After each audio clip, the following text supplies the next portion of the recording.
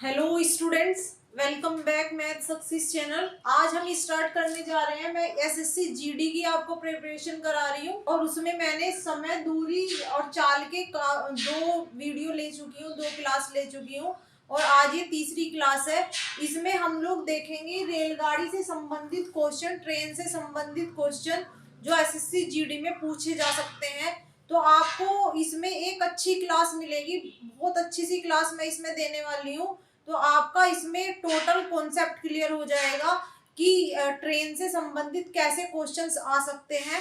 तो चलते हैं हम अपने क्लास में। इसमें देखो, सबसे पहले मैंने लास्ट क्लास में भी आपको ये चीजों तीनों चीजें बता रखी। ये चीज आपको पता होनी चाहिए कि किलोमीटर पर हावर से मीटर पर सेकंड में आते हैं, छोटी यूनिट में आते हैं तो छोटा नंबर ऊपर आएगा, 5/18 से आप मल्टीप्लाई कर दोगे। और मीटर पर सेकंड से अगर किलोमीटर पर हावर में आते हैं तो बड़ा नंबर ऊपर आएगा, आप बड़े नंबर 18/5 से आप इसको मल्टीप्लाई कर दोगे। और एक फॉर्मूला हमारा, दूरी इज इक्वल टू चाल इंटू समय, distance is equal to speed into time. ये आपको फॉर्मूला याद रखना है। इसी से ही हम चाल का बना लेते हैं, इसी से ही हम समय का बना लेते हैं। तो 3 फॉर्मूले याद ना रख के आपको सिर्फ एक ही याद रखना है। चाहे चाल का रख लीजिए, चाहे समय का रख लीजिए, चाहे आप दूरी का रख लीजिए। ये आपकी चॉइस है कि आपको कौन सा फॉर्मूला याद रखना है, क्योंकि तीनों फॉर्मूले इसी से ही बनते हैं, इसलिए एक ही फॉर्मूले से काम चल जाएगा। अब देखो, आते हैं बेसिक से, स्टार्टिंग से शुरू करके मैं एक अच्छी स्टैंडर्ड पे जाऊंगी। अच्छे स्टैंडर्ड के क्वेश्चन लेके लिए हैं मैंने इस क्लास में। तो देखो, बेसिक सबसे छोटी पोजीशन क्या पूछी जा सकती है, वहां से आ जाइए आप। जब हमारी रेलगाड़ी, एक कोई रेलगाड़ी है हमारी, जब हमारी रेलगाड़ी किसी आदमी को पार करे या फिर किसी खंबे को पार करे तो उसके द्वारा लिया गया समय जब हम निकालते हैं, तो समय निकालने के लिए हमें एक तो चाल चाहिए होती है, एक दूरी चाहिए होती है। तो चाल तो हमारी रेलगाड़ी की दी हुई होगी, लेकिन दूरी हमें नहीं दी हुई होगी, तो दूरी में हम डिस्टर्ब हो जाते हैं कि दूरी कहाँ से लाए, दूरी क्या होगी। तो दूरी जो होती है वो रेलगाड़ी की जो लंबाई होती है वही हमारी दूरी होती है। देखो, यहाँ पर ये एक आदमी है और ये एक रेलगाड़ी है, ये कोई पर्सन है, मैन है, कोई एनी पर्सन।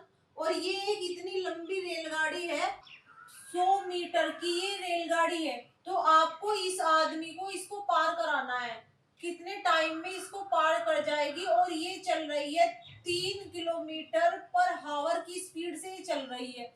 तो जब आप समय निकालोगे तो समय निकालते हुए दूरी जो आप लोगे वो इसकी लंबाई के बराबर लोगे। क्यों क्यों लेंगे हम इसकी लंबाई के बराबर? क्योंकि जब ये इतनी लंबी रेलगाड़ी इसको पार करेगी तो पार करके यहाँ से यहाँ तक चल जाएगी। तो पार करने में, यहाँ से यहाँ तक जाने में इसने कितनी दूरी ली? 100 मीटर। इसी तरीके से ये वाली रेलगाड़ी है कोई, और ये खंबा है आपके सामने, अगर इसको पार करेगी तो यहाँ पर आ जाएगी। ये पार करने के बाद तो कितना चल जाएगी? अगर ये 300 मीटर की रेलगाड़ी है तो यहाँ पर कितना आगे आ जाएगी? 300 मीटर आगे आ जाएगी। तो इसमें कितना चल जाएगी, कितनी दूरी कवर कर लेगी? ये 300 मीटर कवर कर लेगी। तो एग्जामिनर क्वेश्चन में आपको दूरी नहीं देगा कि उसने कितनी दूरी चली, वो आपको रेलगाड़ी की लंबाई देगा। जो रेलगाड़ी की लंबाई होगी वही उसमें दूरी होगी। तो दूरी को आपको कंफ्यूजन में नहीं आना है। चलते हैं हम अपने क्वेश्चन पर। तो आपको 2 चीजें ध्यान रखनी है, या तो कोई आदमी है या कोई खंबा है, कुछ भी ऐसा है जो एक अपनी जगह पे स्थिर खड़ा है, या कोई पेड़ है, या कोई मीनार है, या कोई पहाड़ है, कुछ भी ऐसा है जो अपनी जगह पे स्थिर खड़ा है। तो वहां पर अपनी लंबाई के बराबर वो दूरी काउंट होती है, जितनी रेलगाड़ी की लंबाई है उसको हम दूरी लेते हैं। अब ये क्वेश्चन है, क्वेश्चन देख लीजिए। एक ट्रेन 240 मीटर लंबाई की, देखो इसमें 240 मीटर लंबी ट्रेन है, ट्रेन बना लो। इसकी लंबाई कितनी है? 240 मीटर। किसी आदमी को, ये आदमी है हमारे पास, 36 किलोमीटर पर हावर की चाल से, इसकी चाल कितनी है? 36 किलोमीटर पर हावर की चाल से कितने समय में पार कर लेगी? तो आपसे टी पूछा है, आपसे टाइम पूछा है, आपसे टाइम पूछा है। अब देखो, हमारे पास टाइम क्या फॉर्मूला होता है? आपका फॉर्मूला होता है दूरी इज इक्वल टू चाल इंटू समय। अब देखो, दूरी कितनी है हमारे पास? पास ये यहाँ से यहाँ तक ट्रेन है, और ट्रेन जब इस आदमी को पार करेगी, ये आपको आदमी दिया हुआ है, इस आदमी को पार करेगी, तो पार करने के बाद ये इधर आ जाएगी। तो यहाँ से यहाँ तक कितनी लंबाई चलेगी अपनी? 240 चलेगी। तो दूरी आपके पास में कितनी आ गई? 240। और चाल कितनी है? चाल है हमारी 36। और आपको टाइम बताना है, समय आपको बताना है t। तो ये समय निकालते हुए आपको एक चीज का ध्यान रखना है कि अगर ये मीटर में है तो इसको किलोमीटर पर हावर को आप मीटर पर सेकंड में बना लीजिए। मीटर पर सेकंड में बनाने के लिए आपको क्या करना पड़ेगा? इसमें कितने की मल्टीप्लाई करनी पड़ेगी आपको? मीटर पर सेकंड में बनाने के लिए 5/18 की मल्टीप्लाई करनी पड़ेगी। कर लीजिए, बस अब कुछ भी नहीं करना है आपको। 240 इज इक्वल टू 18 से कितनी बार कैंसिल? 2 2 5 जा 10 इंटू टी। 10 से 0 से 0 कट गई, तो t is equal to 24 second में ये इसको पार कर लेगी। किसको पार कर लेगी? आदमी को पार कर लेगी, या क्वेश्चन में खंबा दिया होता खंबे को पार कर लेगी, या क्वेश्चन में पेड़ दिया होता पेड़ को पार कर लेगी। तो देखो कितने आसानी से आप इस क्वेश्चन को कर सकते हैं। चलते हैं नेक्स्ट क्वेश्चन पर। देखो आपकी प्रैक्टिस के लिए मैंने एक क्वेश्चन और लिया है, देखते हैं इस क्वेश्चन को। 90 किलोमीटर पर हावर की गति से 450 मीटर लंबी ट्रेन एक बिजली के खंबे को पार कर लेगी।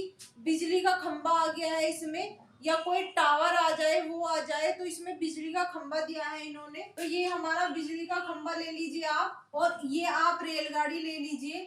तो रेलगाड़ी की लंबाई कितनी है आपके सामने? 450 मीटर रेलगाड़ी है, और कितने की चाल से चल रही है? 90 किलोमीटर पर हावर की चाल से चल रही है। तो इस खंबे को पार करने में कर लेगी का मतलब कितना समय लगेगा? तो टी आपको निकालना है, इसका समय निकालना है। तो देखो मैंने खंबे के केस में, पेड़ के केस में, या व्यक्ति के केस में, आदमी के केस में, लेडीज के केस में, बच्चे के केस में, और आपको क्या बताया है कि एक स्ट्रेट पर्सन खड़ा है अगर, तो आपको इसकी लंबाई के बराबर दूरी लेनी है। तो आप लगा लीजिए, फॉर्मूला क्या होता है हमारा? दूरी इज इक्वल टू चाल इंटू समय। दूरी हमारी कितनी है? 450, और ये हमारा चाल कितनी है? 90 किलोमीटर पर हावर, और ये हमारा टी टाइम है। अब देखो जब हमारा ये मीटर में है तो इसको भी आप मीटर पर सेकंड में बना लीजिए। इसको मीटर पर सेकंड में बनाने के लिए आप क्या करेंगे? 5/18 से मल्टीप्लाई कर दीजिए। 18 से कितनी बार कैंसिल? 5 4 9 4 5 0 इज इक्वल टू 5 5 जा 25 इंटू टी। ये देखो मल्टीप्लाई में, इधर डिवाइड में ले आओ, आप इसको डिवाइड कर दीजिए। डिवाइड करेंगे आप, कितना आ जाएगा? 5 से काट लो पहले, 5 5 25, 5 9 45, फिर 5 से काट लो, 5 कम 5, 5 8 40 इज इक्वल टू टी। तो कितने सेकंड लगे आपको? 18 सेकंड लगे, 18 सेकंड लगे। आप ये ट्रेन इस बिजली के खंबे को कितने सेकंड में पार कर लेगी? 18 सेकंड में पार कर लेगी।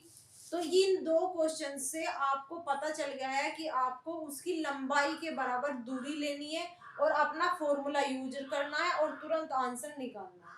अब चलते हैं नेक्स्ट टाइप के क्वेश्चन पर कि ट्रेन का नेक्स्ट टाइप वाला क्वेश्चन कैसा हो सकता है। अब नेक्स्ट टाइप आती है हमारी, अभी तक तो हमारे पास में जो व्यक्ति और पेड़ होता था उनकी लंबाई को हम नहीं लेते थे।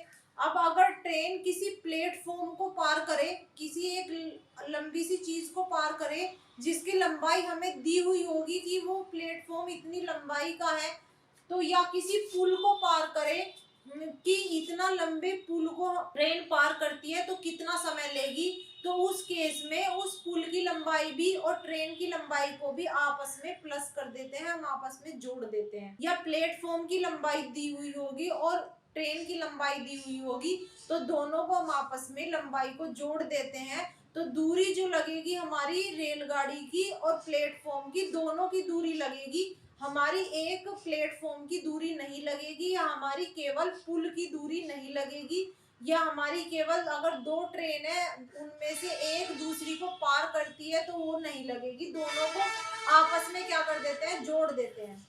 तो देखो एक ट्रेन किसी लंबाई, हमारी सेकंड टाइप वाला क्वेश्चन है, जो हमारी सेकंड टाइप है, ऐसा क्वेश्चन आ सकता है।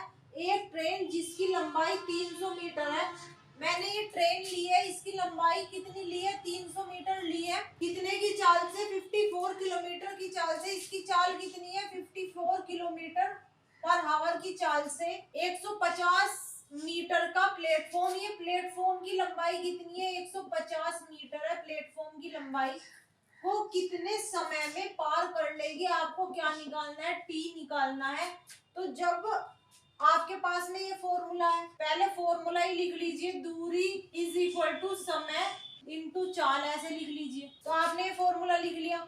आप देखिए इसमें हमें सबसे पहले दूरी देखनी है। तो जब ऐसा केस आ जाए कि हमें ट्रेन की लंबाई भी दी हुई है और इस प्लेटफॉर्म की लंबाई भी दी हुई है, तो आपस में इस दूरी को क्या कर लेते हैं, प्लस कर लेते हैं। तो दोनों को प्लस कर लीजिए, दोनों मीटर में है, प्लस करके कितने आ जाएंगे, हमारा 450 मीटर आ जाएगा। और समय तो हमें निकालना ही है, टी रख लीजिए। चाल कितनी है, इसकी चाल है 54 किलोमीटर पर आवर, लेकिन हमारी दूरी जो है वो 2 मीटर में है।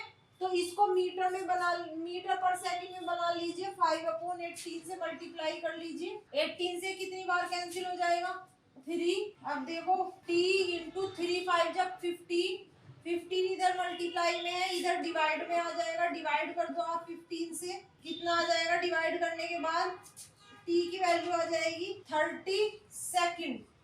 तो कितना समय लगेगा इस प्लेटफॉर्म को पार करने में, इस रेलगाड़ी को, इस ट्रेन को 30 सेकंड लगेंगे इसको पार करने में। फिर से देखो दूसरी टाइप का क्वेश्चन है ये। जब भी कोई प्लेटफॉर्म आ जाए, कोई पुल आ जाए या कोई रेलगाड़ी आ जाए, तो उसको जब आप अपनी रेलगाड़ी से पार कराएंगे तो इस वाली लंबाई को उसकी लंबाई के साथ आप क्या कर देंगे, जोड़ देंगे, प्लस कर देंगे। तो जब इसकी लंबाई भी दी हुई होगी और पुल की लंबाई भी दी हुई होगी, दोनों को आपको आपस में जोड़ना है। जोड़ने के बाद वो हमारी क्या आ जाएगी, वो हमारी दूरी आ जाएगी। और समय आपको निकालना है और चाल आपको ट्रेन की दी हुई होगी कि कितने स्पीड से वो ट्रेन जा रही है। आप तुरंत फटाफट से टी की वैल्यू निकाल देंगे। टी की वैल्यू निकालते हुए जब आप यहाँ पे कैलकुलेशन करोगे, अपनी वैल्यू रख लोगे, तो एक चीज का हमेशा ध्यान रखना है, यूनिट का। दोनों चीजें मतलब दूरी एंड चाल दोनों या तो मीटर पर सेकंड में होनी चाहिए या किलोमीटर पर आवर में होनी चाहिए। तो यूनिट का ध्यान रखते हुए तब हमें कैलकुलेशन करनी है। दोनों अगर सेम यूनिट में नहीं है तो पहले सेम यूनिट में उनको बना लेंगे। अब नेक्स्ट क्वेश्चन पे आते हैं। देखो नेक्स्ट टाइप का क्वेश्चन है मेरे पास में। 440 मीटर लंबी ट्रेन इतने किलोमीटर की चाल से एक ट्रेन बना लीजिए। कितनी लंबाई है इसकी, 440 मीटर की लंबाई है। और कितने चाल है इसकी, 42 किलोमीटर पर आवर की इसकी चाल है। की चाल से एक आदमी को जो 6 किलोमीटर पर आवर की चाल से जा रहा है, ये कोई आदमी है और इसकी स्पीड कितनी है, 6 किलोमीटर पर आवर की स्पीड है, जा रहा है। ये भी इधर कोई जा रहा है, कितने समय में पार कर लेगी, ये आपको समय निकालना है, कितने समय में पार कर लेगी। जब देखो आपको रेलगाड़ी की चाल भी दी हुई हो और किसी आदमी की चाल भी दी हुई हो, किसी बच्चे की चाल दी हुई हो, किसी लेडीज की चाल दी हुई हो, तब आप इस केस में क्या करेंगे, आप ये दो चाल रहेंगी, क्योंकि फॉर्मूला होता है हमारा दूरी इज इक्वल टू चाल इंटू समय। ये फॉर्मूला होता है, आपको पता है दूरी तो आप फटाफट से ही भर देंगे और समय आपको निकालना ही है, कितने समय में समय आप टी भर देंगे। अब आपकी बात आती है कि चाल आपको क्या भरनी है यहाँ पे। तो क्योंकि आपके पास में चाल, ट्रेन की चाल भी दी हुई है और इसकी आदमी की चाल भी दी हुई है, तो इन दोनों में से यहाँ इस चाल में आपको क्या भरना है, यही सोचने वाली बात है। तो इन दोनों में से जब आपको इस रेलगाड़ी से इस आदमी को पार कराना है, पार कराते हुए आपको इसकी चाल को इस रेलगाड़ी से क्रॉस करानी पड़ेगी। आपको इसकी चाल से इस आदमी की चाल को काटना पड़ेगा। काटने के लिए आपको माइनस करना पड़ेगा। तो इसमें से इसको माइनस कर दीजिए और अपनी चाल यहाँ पर रख दीजिए। जब हम किसी दौड़ में एक बच्चा दूसरे बच्चे की स्पीड को काटता है, काटने का मतलब वहां पे माइनस का मतलब होता है, क्रॉस करता है या उसे पार करता है, उससे आगे निकल जाता है। तो पार करके आगे निकलने वाले केस में आप क्या करते हो, माइनस करते हो।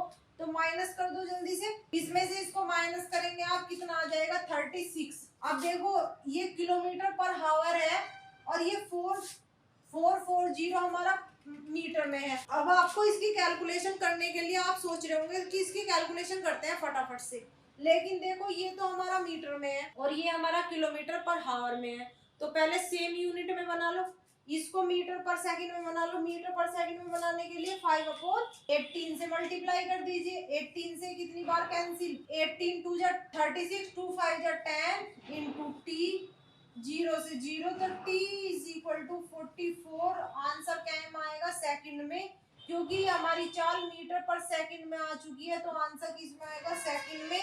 यहाँ आंसर आप अपना घंटे में मत दे देना, आपने जो चाल को बना लिया था वो मीटर पर सेकंड में बना लिया तो आंसर सेकंड में आएगा, घंटे में नहीं आएगा। तो कितने समय में पार कर लेगी, कितने समय में पार कर लेगी, 44 सेकंड में इसको पार कर लेगी।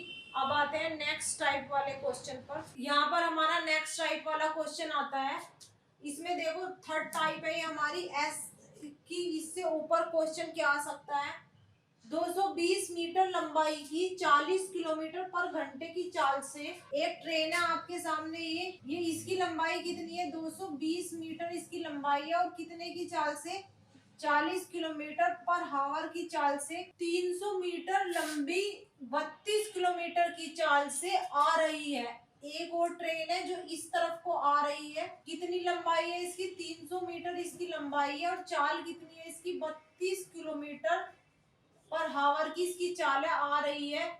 पार करने में कितना समय लेगी, ये रेलगाड़ी इस रेलगाड़ी को पार करेंगी, आपस में ये पार करेंगी तो कितना समय लेंगी, समय आपको निकालना है।